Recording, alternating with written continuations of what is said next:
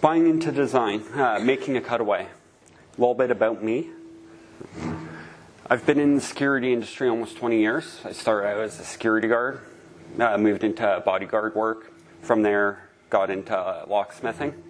I've been picking locks for about 10 years. I received my basic cert for milling and lathe from Murray State College in Tushaminga, Oklahoma.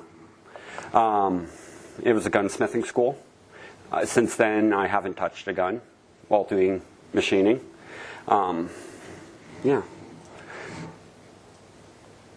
History of cutaway locks. Why would anyone wreck a good lock? There's various reasons. Most common one is to learn. Also curiosity. That's why I started doing it. Cutaways originally were used for as part of the patent process. Originally, a lot of the really early cutaways are very crude. They look like they've been done with an angle grinder or, similar equipment for the era. Since then, they've changed a lot, and now they're very complex, and everyone's a work of art. There's many different types of cutaways. I've done cutaway latches to teach maintenance staff why latches are installed a certain way. Sorry guys, I've made a mistake here. Why is it down there? I don't know. Okay, is that better? Sorry about that. Okay, so there's lots of different types of cutaways, from latches that I've done to teach maintenance staff how to install doors properly, how a dead latch works, to factory cutaways. That's a Medico cutaway, factory cutaway. It was designed just to show how the locking mechanism worked for the shackle. Also, I've done master lock warded cutaways to help teach people how to pick them. That's where most of my cutaways end up, is teaching aids. Another slide of cutaways.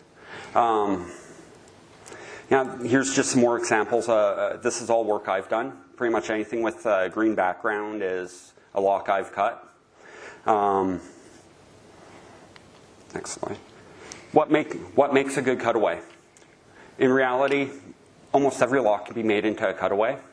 What makes a good one is it's easy to take apart, so it's non-destructive to take apart. There's less work involved in the final product then.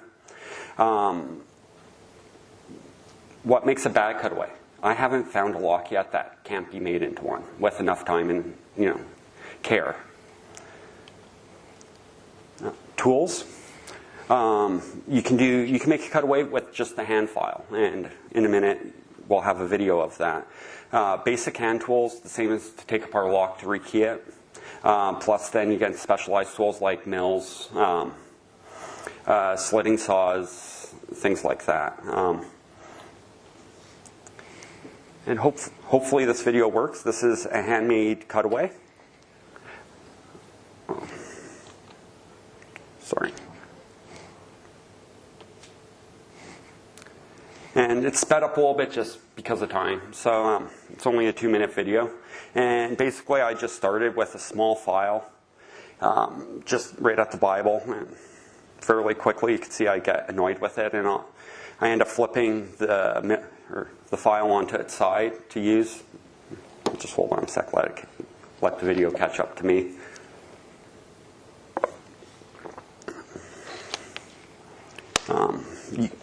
You can make a cutaway with just the file and device. You really don't need anything else. The more complex it gets, obviously, the more complex the tools will be to make it. And you can see there, I'm using just the edge of a mill bastard file to do it. I ended up with a nice clean cut from it.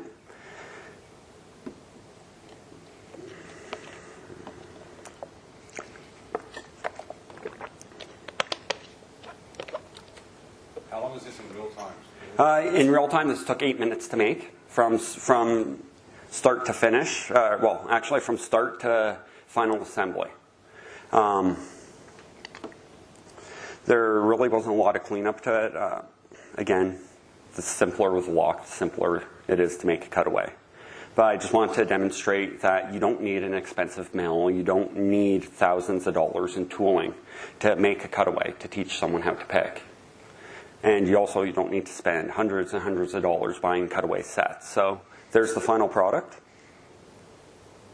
You don't see the shear line at the bottom there.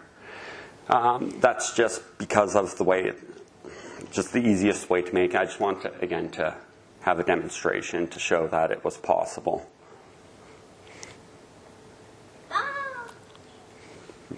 And next slide. Sorry, I missed this slide. Sorry about that. Okay. Sorry, my slides appear to be messed up slightly. So, working with the mill. This was just a quick make-a-walk I did a while ago. If any of you guys follow me on YouTube, you've probably seen this video already. A lock like this, it's an American 1100 clone. It's fairly easy to take apart. I like these locks for the most part. There's a few minor things, but they're fixing them. It's a new company. They've only been in business less than a year. So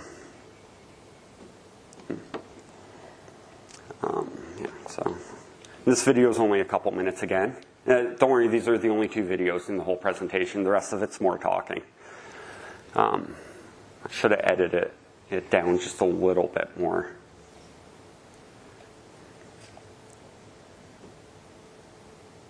At least the disassembly part. So again, it's an 1100 clone, so I'm pretty sure everyone here knows how to take one apart.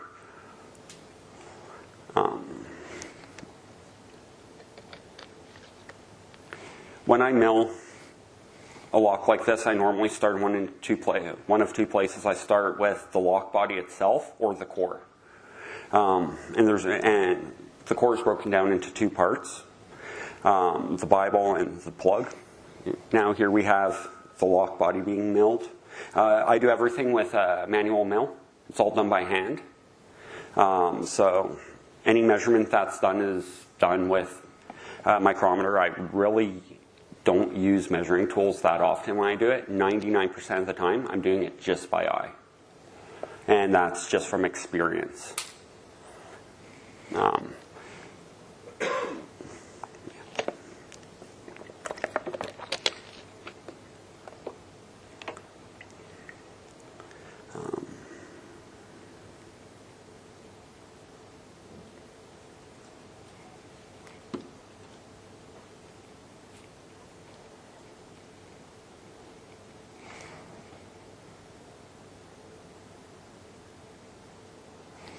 For this style lock, I use a 3-flute, 1/8 inch carbide end mill.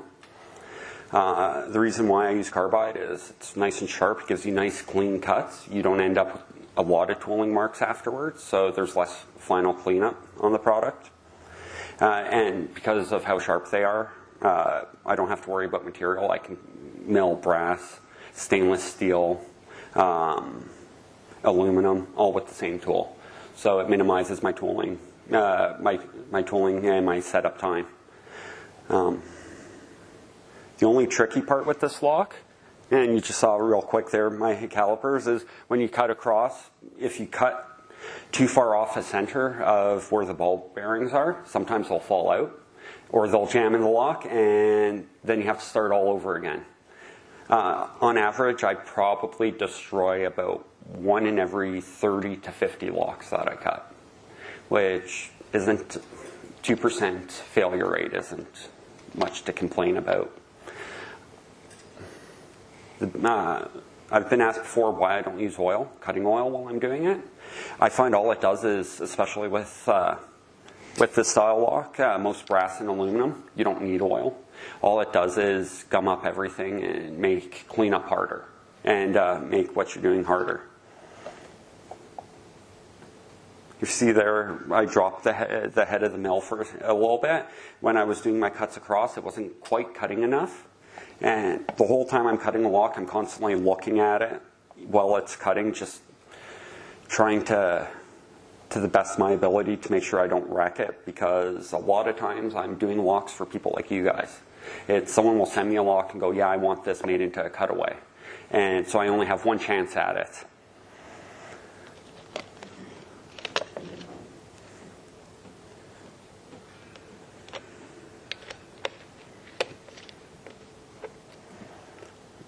I wish I could speed this up just a little bit more.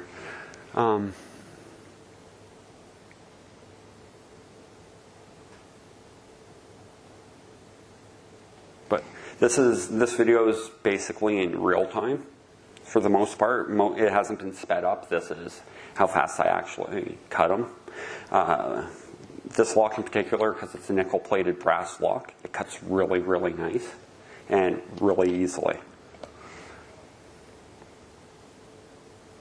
And then I sped this part up because no one wants to watch a chamfering tool go around a lock a bunch of times. So sorry about the stuttering in the video. Again, I just like breaking the edges so there isn't a sharp edge. A lot of my cutaways end up at maker fairs and tool meetings and other lock sport events, and I don't want anyone getting cut from it. It has happened.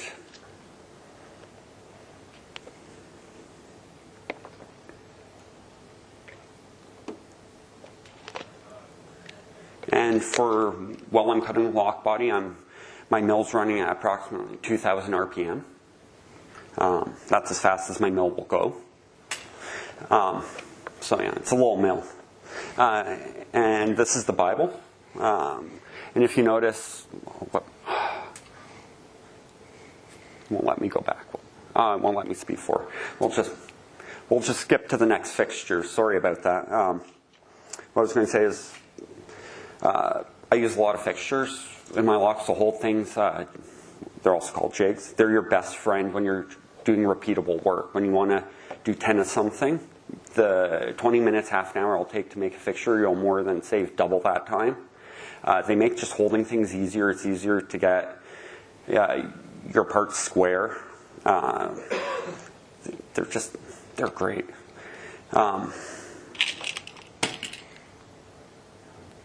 Holding interchangeable cores. This is a little sled I made just for holding them. When I cut these locks, I actually cut them all as one part for interchangeable cores. I just pull the pins and the springs out of it. The locks have really tight tolerances, and normally the back end of them is peened in such a way that you can't get them apart without destroying them. So, for key and knob cylinders, I use 3D printed plastic V-blocks I designed. ABS plastic, I print them solid. It's rigid enough to hold the lock in the vise so it doesn't shift under load while it's cutting. They're cheap.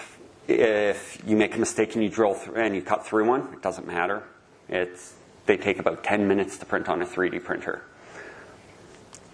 And American lock, same thing, similar core.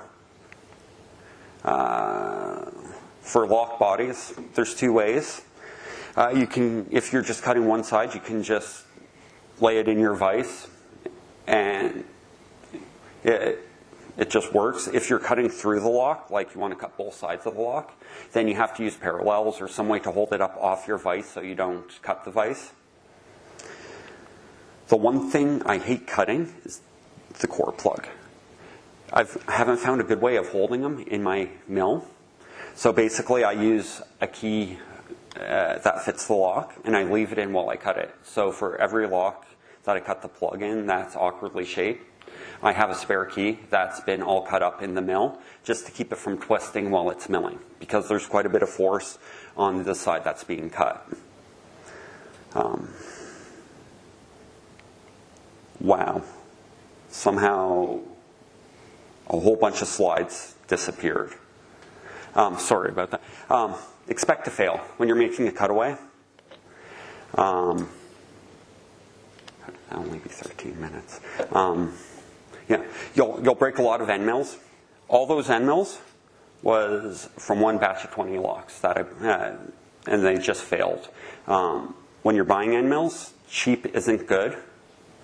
but the most expensive end mill you can find in the size you want isn't necessary either. We're not working with really tough materials.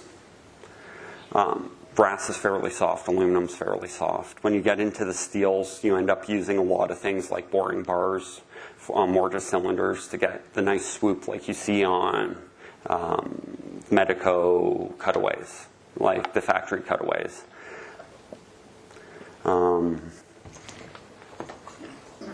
Again, I started with the lock body. If anyone has any questions at any time, just raise your hand or shout them out. I don't care. Was that one mine? I think so, actually. It was one of the first Lockwoods I ever did. Who else had a question? Are you pulling the cores before you do this? Pardon? Are you pulling the cores out of this? Yes. When I'm just doing the lock body. Oh, sorry. Am I pulling the cores out of the locks? Yes. Before I start milling the body, I pull the shackle and all the parts out of it, so it's just the lock body itself. Again, this one I'm using 1/8 4-flute end mill, carbide end mill, running at about 1500 RPM. Yep. Another question for you. When you were working on the Bible, Yep. one lock with the file, do you take all the pins and the springs out? Yes. Before I cut anything, I take all pins, all spring. I break them down as far as I can without destroying it.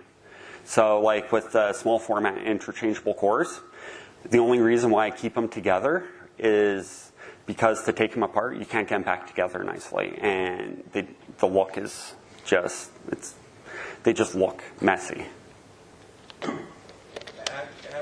How have you found cutting the Australian specific locks compared to Canadian and American locks, which you mostly come across?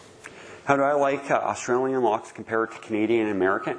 I love the brass Lockwood uses. It cuts really clean. A lot of master locks, they're rekeyable locks.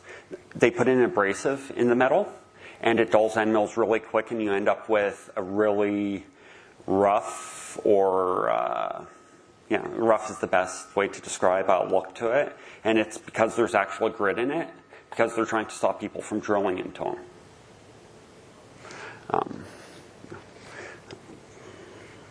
Yes? You're using calipers over there. Wouldn't it be easy if you just drew on it or use templates? I do a combination of both. Sorry, let me repeat that for the cameras. I use calipers for measuring, and for me it's just that's the way I was taught how to machine. At the college I taught at, they were really big on using measuring instruments for everything. But later on, once I got home and started experimenting, I found that drawing on them works really well, and I use it just as a rough outline. But yeah, it's down to personal preference when doing it. It's however you've been taught, whatever you're comfortable with. And in this video, you can see I'm using one of those V-block to hold it. The lock or the Bible of the lock, and again, I do this part all by eye. So I'm just looking at it, and I'll touch off just lightly with the end mill, just to put a little shine on it to make sure it's where I want it to go, and then I cut. And my shop's about the size of most linen cupboards. It's about 6 feet by 8 feet. It's a closet in my basement. That's all my wife would let me have for space. So I make do with what I got. I don't have a lathe right now, or I'd be doing a lot more security pins and things like that. Question, Anthony? Yep. Shop back here? I actually use a... yes, can I use a shop vac? Yeah, I do use a shop vac for cleaning afterwards. Sometimes in the middle of doing a lock or at each step, I'll vacuum up real quick. I just use a shop vac with a drywall dust bag in it, so I don't end up sucking brass dust into the motor, because that will end your shop vac really quick, and that gets expensive really quick. I've killed 2 in a year. In the last 3 years, it was 3 years ago, I killed 2 of them in 1 year, with just using the standard mesh that most shop vacs have. This one, when you're clamping the keyway portion, you have to use a lot of force because it's round. It wants to spin. So do you have a key in that one? No, I don't have a key in this one while I'm cutting it.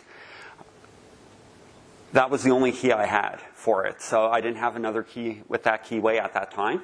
So I didn't want to destroy the key making it. And sorry about the blurriness. Is there any reason why well, you don't low? I don't have room for an air compressor. But if you, I've seen on some CNC machines they'll have something that fits onto the We don't want to watch this stuff. onto the shaft. Yeah. I don't have that set up for mine. I don't even. Would it work? Or It would be better with it. So pointer to go back. I got it. Okay. Let's see. Here's a key mark mortise cylinder I did for Jeff on keypicking.com. And this is full mortise cylinder with a boring bar and a boring head. It's sped up really, really quick because to do this took me 2.5 hours. Because you're cutting almost, I think it's like 1/4 of a mil at a time, you're shaving down. To do more than that with the key mark cylinder, because it's made of a stronger material, I was breaking boring bars. That's more expensive than breaking end mills. do you have to wait for it to cool down before you put it back together? Do I have to wait for it to cool down? No. It's in this case, it was fairly cool to the touch right away. Sometimes they do get hot when you're milling steel, like I did just a random mortise for someone right before I left, and just because of the material used, there was a lot more friction. I ended up using oil for it, which is really messy in a 6x8 shop. So does the material Yeah. Sorry. Yeah, sorry. Yes, does the material expand or contract? Yes, it does. Like all metals. Do you want to fix that? Sorry. Like all metals, as it warms up, it expands. As it contracts, you start having issues where things don't line up the same as they did originally. Yeah, that's what I was asking before. Oh, yeah. That was a really fun lock to pick. No, that one's not mine. No, that's someone else's key mark.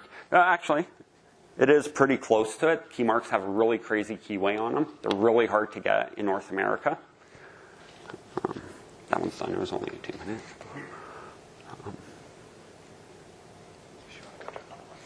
Yeah.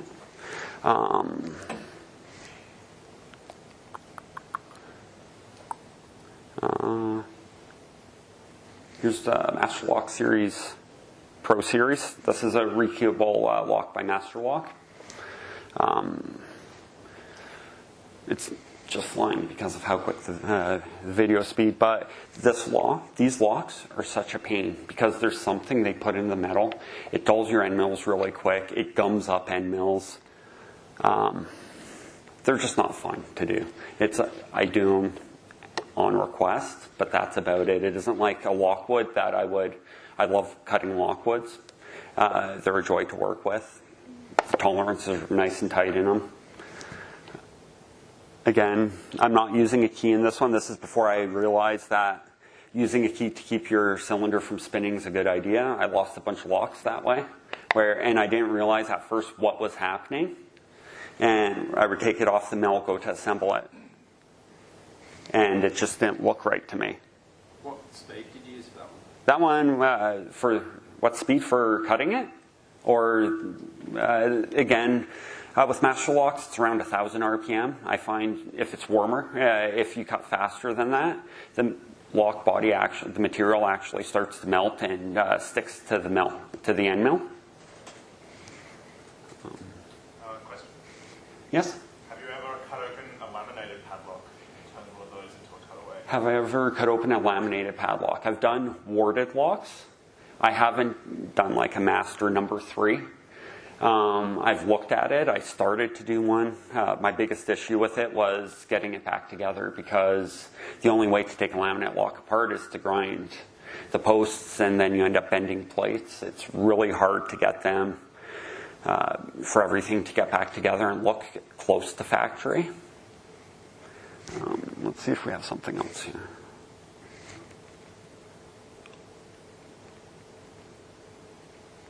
I did a safe mount for a Chubb. I believe this was for a Chubb safe for a guy, and this is just showing the final product. And I used a piece of U-channel aluminum. It was an end cut that I got from my from my nearest metal shop. And all I ended up doing is drilling all the mounting holes and tapping everything for him.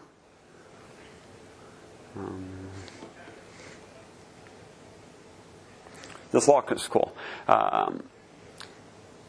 This is a Sargent. This is a non-rekeyable lock, but it came sub-assembled. So you know when you buy a brass body padlock and there's no way to take it apart.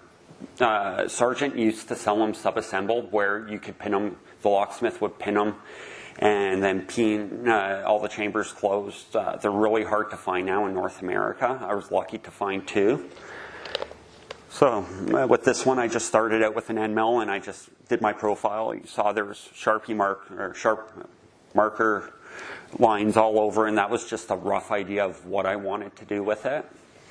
And then I just slowly stepped it down about half a mil each cut, half a mil to a mil, until I finally hit the pin chambers, and then that's where I stopped. And you can see there where the core body is.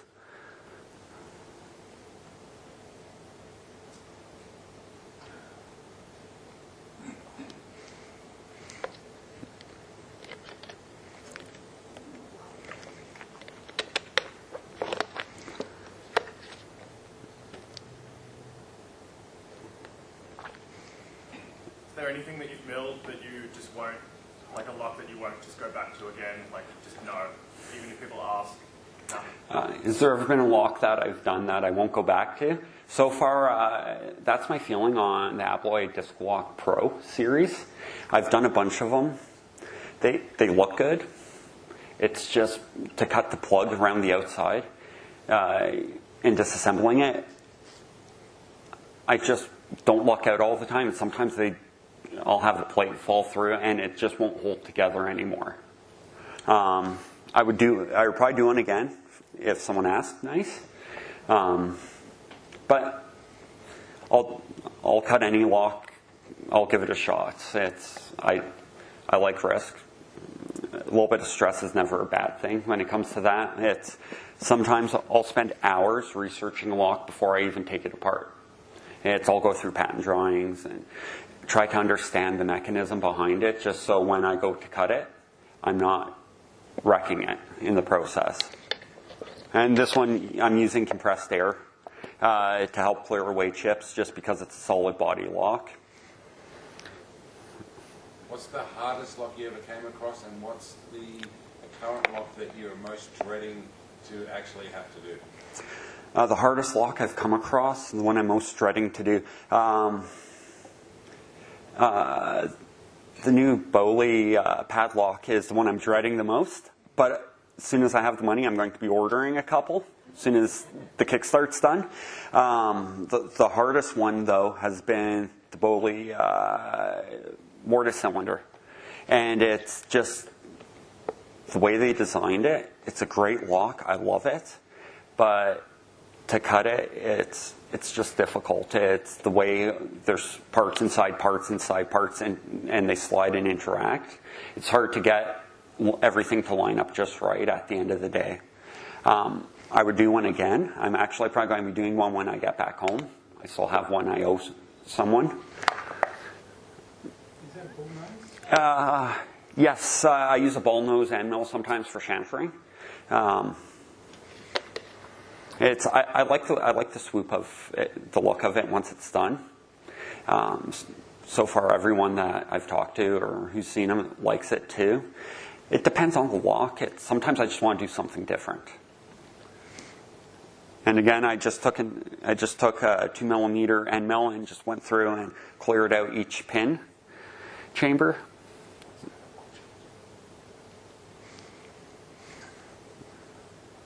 It's almost done. And then after milling, that's the final product. Do you do much to it once you, like, when you clean it up, or do you just, like, get rid of it? Honestly, my deburring is minimal. It's because I try to always use sharp end mills while doing it. So then that way I have less cleanup to do later on. I don't like filing things. I don't like polishing things that much if I don't have to. So, yeah. We'll throw in one more video.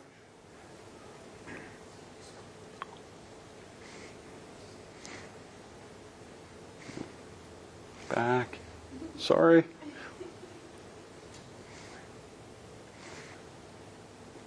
I don't do slides very often.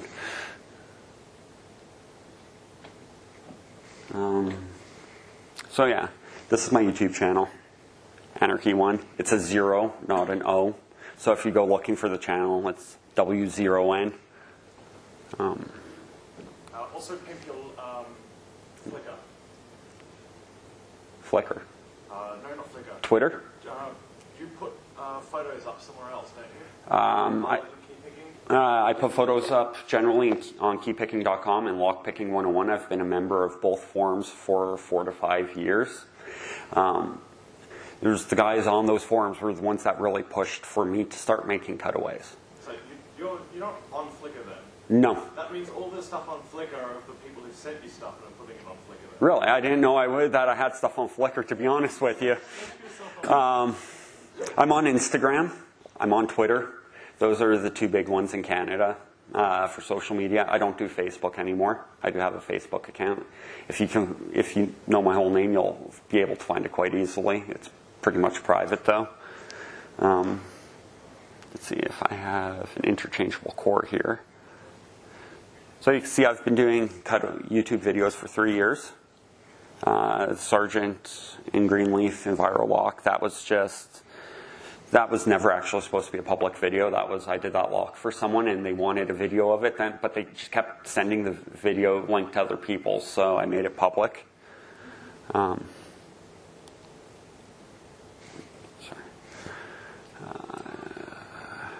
Master Lock, this was a lock from a school locker room, or like locker lock, that I ended up actually making for Dark Sim 905. From Twitter, I'm sure most of you have at least seen him. He's pretty big into lock sport, and he just asked me if I could do it, and I said, why not? It's a very simple just master dial lock. They have a keyway on the front of them. The keyway does not open the lock. People think that, and they go to pick it.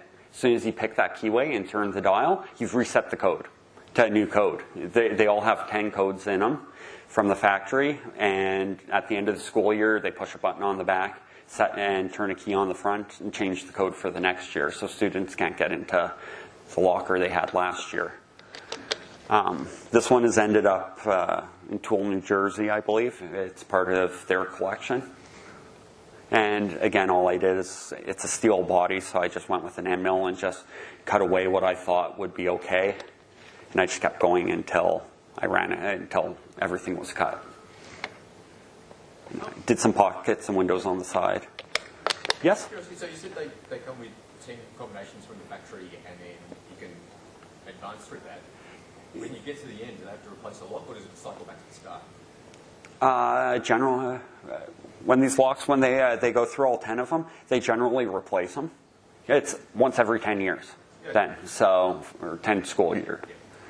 So yeah, is there any other questions? I am doing a workshop after this, so if you want to come and make cutaways, I'm better that way than speaking. So if you have any questions, I'll be in the back workshop area where Mick the Pick has the showcase. and we'll be cutting some Lockwood locks. And if there's no other questions, thank you.